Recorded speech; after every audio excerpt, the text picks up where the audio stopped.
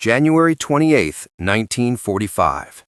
Supreme Headquarters, Allied Expeditionary Force, Versailles. Dwight Eisenhower's Chief of Staff, General Walter Bedell Smith, walked into his commander's office with a message that made Eisenhower's jaw tighten. Field Marshal Bernard Montgomery was requesting a private dinner meeting, just the two of them, no staff officers, no witnesses.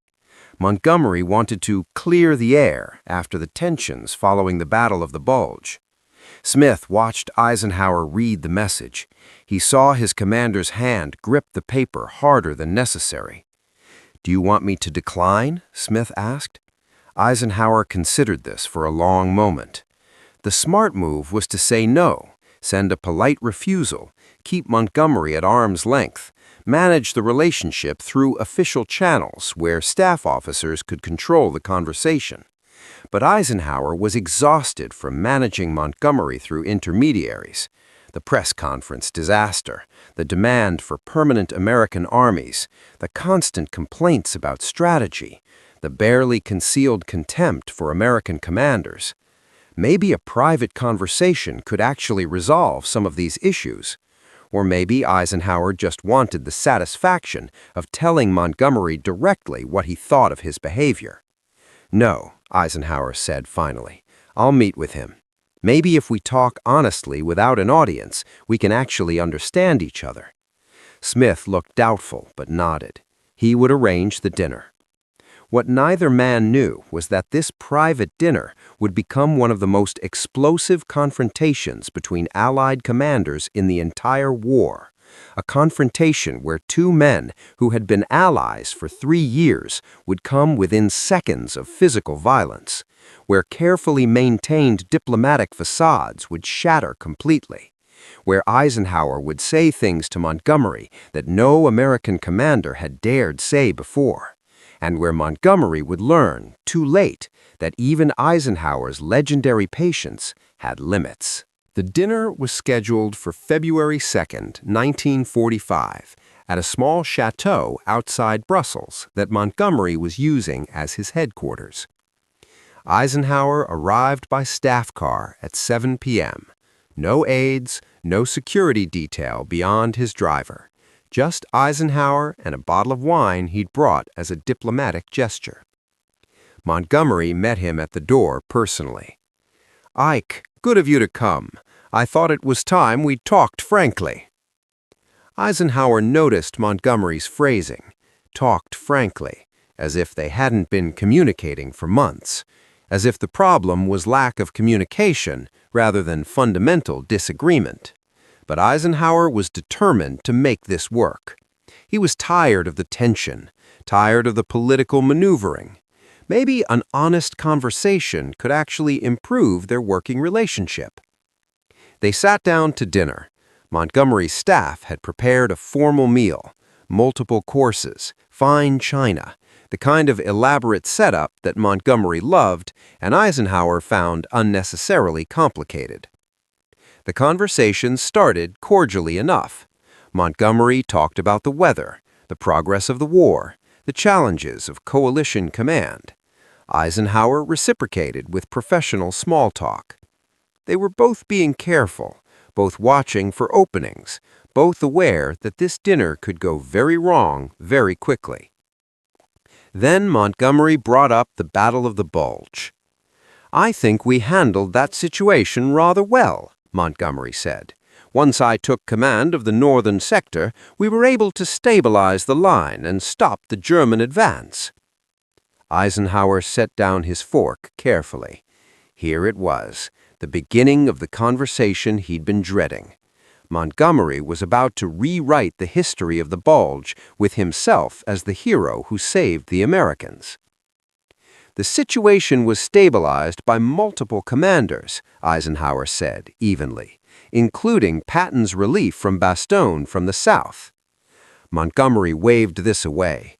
Yes, Patton did his part, but the strategic crisis was in the north. That's where British command made the difference." Eisenhower felt his jaw tighten, but he kept his voice calm. Monty, you commanded 2 American armies for 3 weeks during an emergency. That doesn't make you the savior of the American army." Montgomery smiled in a way that Eisenhower found intensely patronizing. "Of course not, Ike. I'm simply saying that when things got difficult, having experienced command at the strategic level proved valuable." The implication was clear. When American commanders got in trouble, they needed British leadership to bail them out. Eisenhower took a sip of wine and forced himself to stay calm. This was exactly why he'd agreed to the dinner, to have this conversation honestly rather than through diplomatic channels. "What exactly did you want to discuss tonight, Monty?" Montgomery leaned back in his chair. "Strategy, Ike, the way forward. I think we need to have an honest conversation about how to win this war." What Montgomery meant was, "I'm going to explain why my strategic vision is correct and yours is wrong." And Eisenhower was about to hear every criticism Montgomery had been saving up for months. Montgomery began his strategic presentation as if he were lecturing at a staff college. "The broad front strategy isn't working, Ike. We're dispersing our strength across the entire front. No concentrated power, no decisive thrust." Eisenhower had heard this argument dozens of times. Montgomery wanted all Allied resources concentrated for a single massive offensive in the North, under his command, naturally. "We've been through this," Eisenhower said. "A concentrated thrust would expose our flanks. The Germans would counterattack the shoulders. We'd end up with another Market Garden." Montgomery's face hardened at the mention of Market Garden, the failed offensive in September 1944 that had cost thousands of casualties and achieved nothing. "Market Garden failed because we didn't commit sufficient resources," Montgomery said. Eisenhower couldn't believe what he was hearing. Market Garden had used 3 airborne divisions, massive artillery support, and an entire armored corps. The problem wasn't resources. The problem was Montgomery's plan ignored intelligence about German armor in the area. But Eisenhower didn't say that. Not yet. "The broad front strategy is working," Eisenhower said instead. "We're advancing on all sectors. The Germans can't concentrate their reserves because they have to defend everywhere." Montgomery shook his head as if Eisenhower was a slow student who didn't understand the lesson. "That's exactly the problem. We're advancing slowly everywhere instead of winning decisively somewhere. Give me the resources for a concentrated thrust, and I'll end this war by March." "You said that about Market Garden," Eisenhower said quietly. The temperature in the room dropped noticeably. Montgomery's smile disappeared completely. "Market Garden was 90% successful. We held the bridge at Nijmegen. We advanced our lines. The failure at Arnhem doesn't negate." "It was a complete failure," Eisenhower interrupted. His voice was still calm, but harder now. "We lost an entire airborne division. We gained nothing of strategic value, and you're still calling it 90% successful." Montgomery stood up from the table. "I will not sit here and have my operational record criticized by—" He stopped himself, but not before Eisenhower heard what he was about to say. "By someone who had never commanded troops in combat." Eisenhower stood up as well. "By who, Monty? By your superior officer? By the Supreme Allied Commander? Finish the sentence." Montgomery's face was flushed. "By someone who doesn't understand operational warfare the way I do." There it was, the fundamental contempt Montgomery had been hiding behind diplomatic language for months. Eisenhower didn't understand warfare, not the way Montgomery did, not the way a real combat commander did. Eisenhower walked around the table until he was standing directly in front of Montgomery. "I understand this much," Eisenhower said. His voice was quiet, but carrying an edge his staff would have recognized as dangerous. I understand that coalition warfare requires more than tactical brilliance. It requires working with allies instead of insulting them." Montgomery's response was immediate and cutting. Maybe if American commanders focused more on tactical brilliance and less on pleasing everyone, we'd have won this war already. Eisenhower felt something snap inside him. For 3 years he had managed this alliance, balanced British pride against American strength, defended Montgomery to angry American generals, absorbed Montgomery's condescension with diplomatic patience. And here was Montgomery, in a private dinner he had requested, essentially calling Eisenhower incompetent. "Sit down," Eisenhower said. Montgomery didn't move. "I said sit down," Eisenhower repeated. His voice had changed. This wasn't a request. Montgomery sat, slowly, making it clear he was choosing to sit rather than following an order. Eisenhower remained standing. "Let me explain something to you, Monty, something I should have explained a long time ago." Montgomery started to speak, but Eisenhower cut him off. "You're going to listen. For once in your life, you're going to shut up and listen." Montgomery's eyes widened. Eisenhower had never spoken to him this way before. "You think I don't understand warfare because I haven't commanded troops in combat. You think American generals are amateurs who need British expertise to succeed. You think you're the smartest commander in this theater." Eisenhower leaned forward, hands on the table. "You might be brilliant, Monty. You might be a tactical genius, but you are poison to this alliance. And if you don't change, I will relieve you of command. I don't care what Churchill says. I don't care what the British press writes. I will fire you and deal with the political fallout." Montgomery's face went pale. "You wouldn't dare." "Try me," Eisenhower said. "Give me one more reason. One more press conference where you steal credit from American troops. One more demand that you command American armies permanently. One more condescending lecture about how I don't understand strategy." Eisenhower straightened up. "I have been patient with you because I respect British sacrifices in this war, because Churchill needs you for political reasons, because firing you would create a crisis I'd rather avoid." He paused. "But my patience is not infinite, and you just found the limit." Montgomery sat in stunned silence. No one spoke to him this way, not his own subordinates, not British commanders, certainly not Americans. When he finally responded, his voice was shaking with barely controlled fury. "How dare you threaten me? I am a field marshal of the British Empire. I have won battles when you were planning exercises in the United States. I do not answer to you for my operational decisions." Eisenhower's response was ice cold. "Yes, you do." Montgomery stood up abruptly, his chair scraping against the floor. "I will report this conversation to the Prime Minister. Your threat to relieve me is an insult to Britain." "Report whatever you want, but understand this.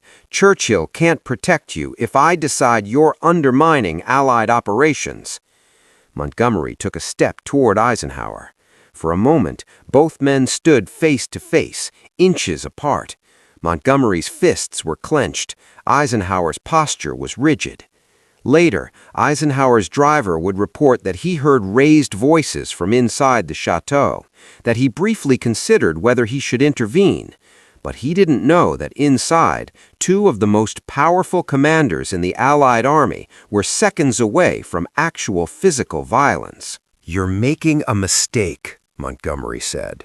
His voice was low and threatening. "The only mistake I've made," Eisenhower shot back, "is tolerating your behavior for this long." Montgomery's hand moved slightly. Eisenhower saw it. For a fraction of a second, both men realized how close they were to crossing a line that could never be uncrossed.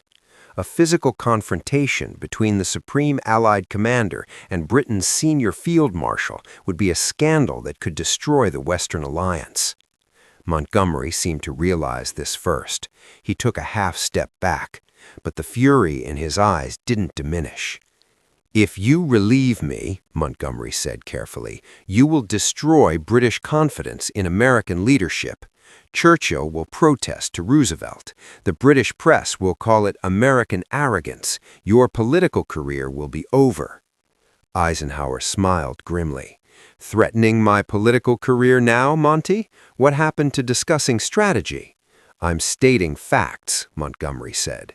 "Then let me state some facts," Eisenhower replied. "American forces outnumber British forces 3-1 in this theater. American supplies keep this army functioning. American public support is essential to continuing the war." He paused to let that sink in. "If I have to choose between keeping you happy and keeping American commanders loyal, I will choose American commanders every time." Montgomery's face was flushed with anger. "So it comes down to nationalism. I thought you were above that, Ike." "This isn't nationalism," Eisenhower said. "This is reality. You have been treating American commanders like incompetent children who need British supervision. You have claimed credit for American victories. You have undermined my authority at every opportunity." Eisenhower's voice got quieter but somehow more intense. "And you did all of this while commanding American armies I gave you temporary command of during an emergency, armies you now think you deserve to command permanently." Montgomery started to respond, but Eisenhower wasn't finished. "Do you know what Bradley told me last week? He said if you keep command of American armies, he'll resign. Patton said the same thing. Simpson would probably follow." Eisenhower let that information hang in the air. "So here's your choice, Monty. You can continue being difficult and lose command of all American forces immediately, or you can start acting like part of this team and keep the limited command you have for the Rhine crossing." Montgomery's voice was tight with rage. "That's extortion. That's coalition warfare, something you've never understood." Montgomery walked to the window, stared out at the darkness. When he spoke again, his voice had changed, less angry, more bitter. "You think I don't understand coalition warfare? I've been managing your fragile American egos for 2 years." Eisenhower almost laughed. "Managing our egos? Is that what you call it?" Montgomery turned around. "Your generals are children playing at war. Patton is a cowboy who thinks speed substitutes for planning. Bradley is competent but unimaginative. And you—" He paused. "You're a politician in a uniform. You care more about keeping everyone happy than winning battles." Eisenhower walked over to stand near Montgomery. "And you," he said quietly, "are a brilliant tactician who can't see beyond his own ego." For a moment, both men were silent. Then Montgomery said something Eisenhower didn't expect. "You're right." Eisenhower stared at him. Montgomery continued, his voice tired now rather than angry. "I am poison to this alliance. I know that. I've known it for months." He sat down heavily. "But I can't stop. Do you know why?" Eisenhower waited. "Because if I admit American methods work, I'm admitting Britain doesn't matter anymore. If I acknowledge Patton's brilliance, I'm acknowledging British generals are obsolete. If I defer to your strategic judgment, I'm accepting that British influence in this alliance is finished." Montgomery looked up at Eisenhower. "Every time I fight with you, every time I demand more authority, every time I claim credit for victories, I'm not doing it for myself. I'm doing it for Britain, because we're losing this war." Eisenhower was confused. "We're winning?" "Not the shooting war," Montgomery interrupted. "The other war, the one that determines what happens after the German surrender. Britain is losing that war badly." He stood up and poured himself a drink. "When this war ends, America will dominate the West. British power will be finished. Our empire will crumble. Our influence will evaporate. Everything we fought for will have been in vain." Montgomery took a long drink. "So yes, I fight for every scrap of authority. I claim credit for every victory. I try to command as many American troops as possible, because those are the only weapons I have left to preserve British relevance." He looked directly at Eisenhower. "You can relieve me if you want. Maybe you should. But whoever replaces me will face the same problem. How do you maintain British prestige in an American-dominated alliance?" For the first time in the conversation, Eisenhower heard something in Montgomery's voice other than arrogance. He heard desperation. Eisenhower sat down across from Montgomery. The anger had drained from the room. Something else had replaced it. Not quite understanding, but maybe the beginning of it. "I know Britain is in a difficult position," Eisenhower said carefully. "I'm not blind to the political realities." Montgomery laughed bitterly. "Then why are you making it worse? Every time you reduce my command, every time you support American generals over me, you're accelerating British decline." "That's not my job," Eisenhower said. "My job is to win this war as efficiently as possible, not to manage British post-war prestige." "Those things are connected," Montgomery insisted. "If Britain emerges from this war looking like America's subordinate, we'll be America's subordinate for the next 50 years. Eisenhower understood the logic, but he also understood why it was flawed. "Monty, British prestige isn't determined by whether you command American armies. It's determined by how well British forces fight, by British contributions to victory, by whether British commanders can work effectively in a coalition." He leaned forward. "You're damaging British prestige, not protecting it. Every time you insult American commanders, you make it harder for people to respect British leadership. Every time you claim credit you didn't earn, you make British achievements look hollow." Montgomery started to argue, but Eisenhower continued. "If you want to protect British prestige, start treating American generals like partners instead of inferiors. Coordinate with Bradley instead of fighting him. Acknowledge when American methods work. Build a reputation as someone who can lead a coalition, not someone who sabotages it." Montgomery was quiet for a long moment. "That's easy for you to say. America is rising. You can afford to be generous and diplomatic. Britain is falling. Every concession I make accelerates that fall." "Every fight you pick does the same thing," Eisenhower countered, "just in a different way." Both men sat in silence, drinking. Finally, Montgomery spoke. "I can't do what you're asking. It's not in my nature. I'm not a diplomat. I'm a field marshal who wins battles by being more ruthless and more certain than my enemies." "Then you're going to lose this battle," Eisenhower said quietly. "Not against the Germans, against me, against American commanders, against the political reality that Britain needs America more than America needs Britain." Montgomery set down his glass. "Are you really going to relieve me?" Eisenhower considered the question carefully. "I don't want to. It would create exactly the kind of political crisis both our countries want to avoid. But if you force my hand, yes, I will." "What would force your hand?" "Another press conference like the one after the Bulge," Eisenhower said. "Another demand for permanent command of American armies. Another attempt to undermine my authority with Churchill or the combined chiefs." He paused.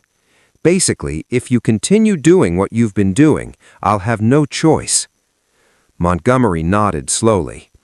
"And if I moderate my behavior?" "Then we work together for the next few months until Germany surrenders. You command British and Canadian forces, you get 9th Army for the Rhine crossing, then it returns to American command. You win your battles and go home a hero." Eisenhower met Montgomery's eyes, and everyone pretends this conversation never happened. Montgomery stood up and walked to the window again.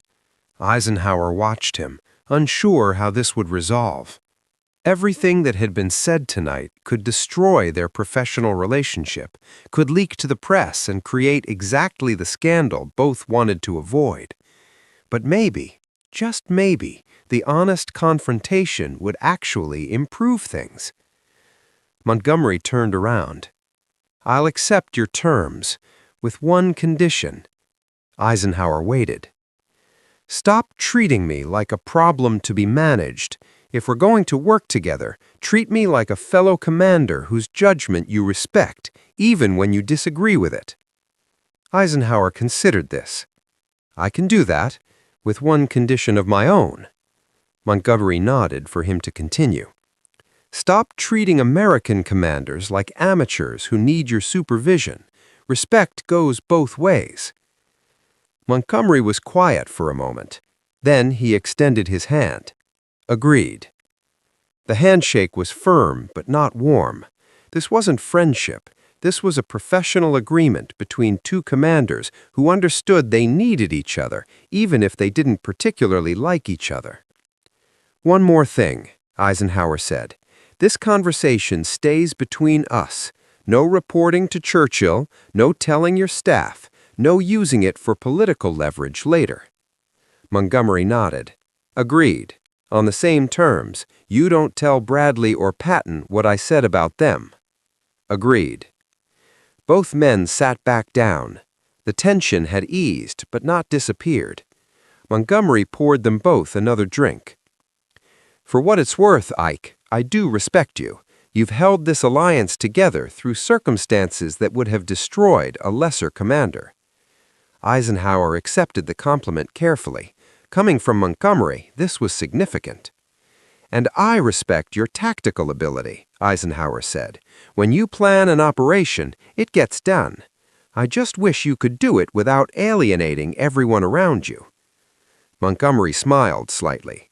"Can't have everything." They talked for another hour, about the war, about their families, about what would happen after Germany surrendered. The conversation was still guarded, still careful, but something had shifted. They had seen each other without the diplomatic masks, had said things that needed to be said, had come to an understanding that was ugly and honest and maybe workable. When Eisenhower left that night, Montgomery walked him to his car. "Thank you for coming," Montgomery said. "I know this wasn't pleasant." "It was necessary," Eisenhower replied. "Will we be able to work together now?" Eisenhower thought about the question carefully. "I think so, as long as we both remember what we discussed tonight." "The limits of your patience," Montgomery said with a slight smile. "And the limits of your authority," Eisenhower replied. Both men understood what remained unsaid. This had been their last chance. The next crisis would end with Montgomery's relief. Eisenhower's driver noticed his commander was unusually quiet during the drive back to Versailles. When they arrived, Bedell Smith was waiting. "How did it go?" Smith asked. Eisenhower considered the question. "How did you explain that you'd almost come to blows with Britain's senior field marshal, that you'd threatened to fire him, that he'd essentially admitted he was sabotaging the alliance to protect British prestige?" "It went honestly," Eisenhower said finally. "We had the conversation we should have had months ago." And we have an understanding. Montgomery keeps 9th Army for the Rhine crossing, then it returns to Bradley. He commands British and Canadian forces for the rest of the war, and he stops fighting me on every strategic decision." Smith looked skeptical. "You believe he'll actually do that?" "I believe he understands the alternative," Eisenhower said. Smith waited for elaboration, but Eisenhower just shook his head. "The conversation stays private. I gave my word." What Eisenhower didn't tell Smith was how close it had come to physical violence, how Montgomery's hand had clenched, how both men had stood inches apart, fury radiating between them. That would stay between Eisenhower and Montgomery forever. At Montgomery's headquarters, de Gongon asked similar questions. Montgomery was even less forthcoming. "We clarified some things," Montgomery said. "The command structure going forward is settled." "Did you get what you wanted?" de Gaunt asked. Montgomery's answer was careful. "I got what was possible, under the circumstances." What he didn't say, Eisenhower had backed him into a corner and forced him to choose between accepting limited authority or losing all authority. That Montgomery had chosen to accept the limited authority told de Gaunt everything he needed to know. The confrontation had been decisive. Montgomery had lost. Over the following weeks, Montgomery's behavior changed noticeably. He still argued with Eisenhower about strategy, but the arguments were professional rather than personal. He still wanted more resources for his operations, but he accepted Eisenhower's decisions without threatening to appeal to Churchill. He coordinated with Bradley on the Rhine crossing instead of trying to exclude American commanders from planning. American generals noticed the change. "What happened to Monty?" Bradley asked Eisenhower. "He's almost reasonable now." Eisenhower just smiled. "We had a conversation." "Must have been some conversation." "It was necessary," Eisenhower said, the same word he'd used with Montgomery. The Rhine crossing in late March 1945 went more smoothly than anyone expected. Montgomery's planning was meticulous. Simpson's Ninth Army executed their role professionally. British and American forces coordinated effectively. After the operation, Ninth Army returned to American command as agreed. Montgomery didn't protest, didn't demand extensions, didn't appeal to Churchill. He had learned the lesson Eisenhower taught him at that private dinner. There were limits. The dinner between Eisenhower and Montgomery on February 2, 1945, was never mentioned in official histories. Neither man wrote about it in their memoirs. No staff officers leaked details to the press. The confrontation remained private. But it changed the dynamics of Allied command for the final months of the war. Montgomery stopped trying to expand his authority over American forces. Eisenhower stopped having to defend every strategic decision against Montgomery's criticism.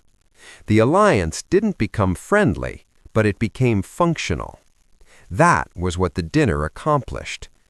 Two commanders who had been circling toward open conflict found a way to work together through brutal honesty. Eisenhower had threatened Montgomery's career and forced him to accept limits.